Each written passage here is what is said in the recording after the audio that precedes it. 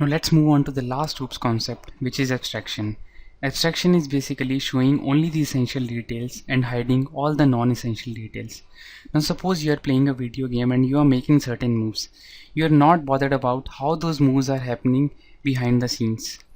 So they are just showing the essential details. You just are concerned about which buttons are used to make those moves. So in Java, abstraction is achieved using interfaces and abstract classes. Let's take example for that.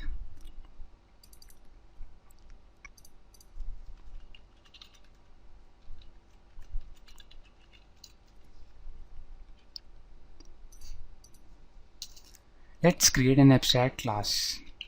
Syntax is same as that of normal class creation. You just have to use inbuilt Java keyword abstract to create abstract classes. I'm creating an abstract class 1.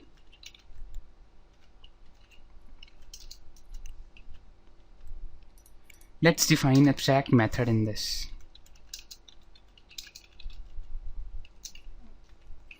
Now what are abstract and non-abstract methods? First of all, now what's error it's throwing?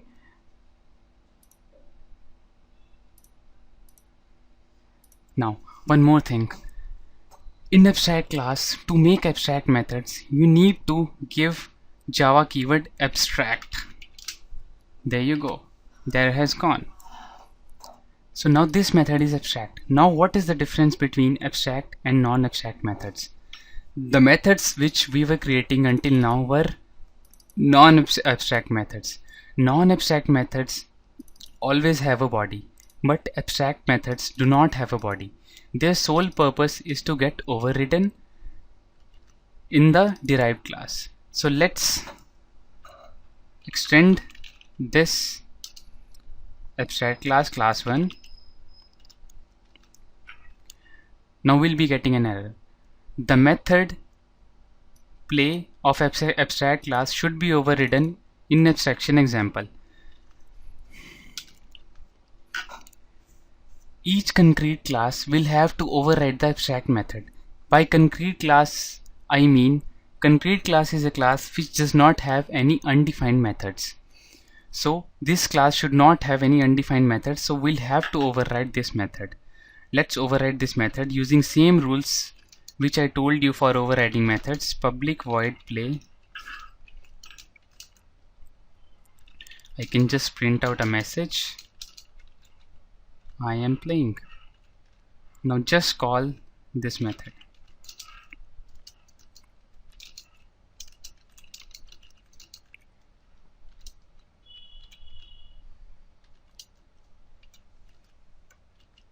Now let's run this program. I am playing. Now abstract class cannot have objects. We cannot create objects out of abstract class. Let's try to create object of this abstract class.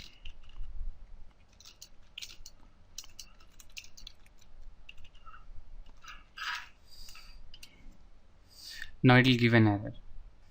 Cannot instantiate type class 1.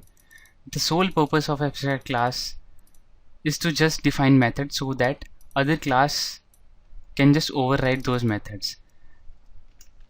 And now there are some rules for abstract classes. In abstract class, you can have both abstract and non-abstract methods. Now I'm giving one non-abstract method here.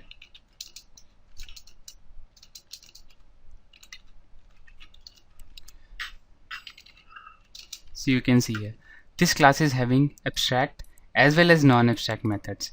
Now, if even one method of abstract class is abstract, you'll have to name the whole class as abstract. If you'll not do so, boom, error will occur. Now how to resolve this? There are two solutions to it. Either you can make this method non-abstract and just give it a body. This will resolve it. Or the other solution is what we did earlier, just make this class abstract and just give that keyword abstract keyword, and there you go, that error is gone.